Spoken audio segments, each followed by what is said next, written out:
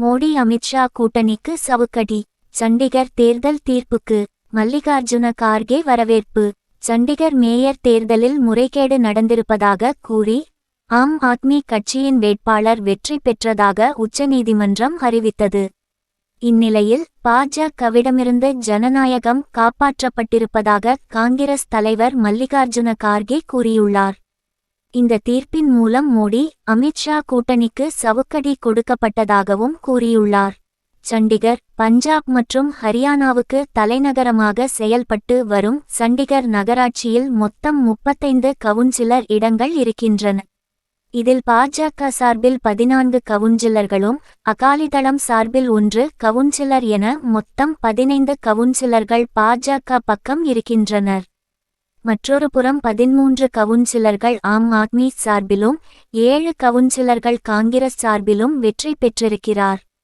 கூட்டணி எதிர்வரும் நாடாளுமன்ற தேர்தலில் இந்தியா கூட்டணி எனும் பெயரில் காங்கிரசும் ஆம் ஆத்மியும் இணைந்து போட்டியிட உள்ள நிலையில் இதற்கு முன்னோட்டமாக சண்டிகர் மேயர் தேர்தலில் இணைந்து போட்டியிட காங்கிரசும் ஆம் ஆத்மியும் முன் வந்தன. இதனால் இயல்பாகவே இந்த கூட்டணிதான் வெற்றி பெறும் என்று எதிர்பார்க்கப்பட்டது. தேர்தல் மேயர் வேட்பாளராக ஆம் ஆத்மி கூட்டணி சார்பாக குல்தீப் குமார் நிறுத்தப்பட்டார்.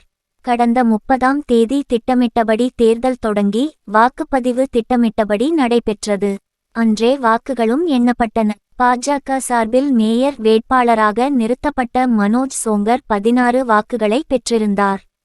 அதேபோல காங்கிரஸ் ஆம் ஆத்மி கூட்டணியின் சார்பில் போட்டியிட்ட குல்தீப் குமார் 20 வாக்குகள் கிடைத்தன. ஆனால் அதில் 8 வாக்குகள் செல்லாதவை என்று தேர்தல் அதிகாரி அனில் மாசி கூறிவிட்டார்.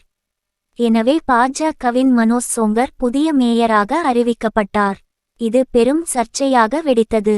பாஜக தேர்தல் அதிகாரி அனில் மாசி பாஜகவுக்கு சாதகமான நடந்து கொண்டதாக கூறி ஆம் ஆத்மி காங்கிரஸ் குற்றம் சாட்டிய நிலையில் வாக்கு எண்ணிக்கையின் போது எடுக்கப்பட்ட வீடியோ வெளியானது.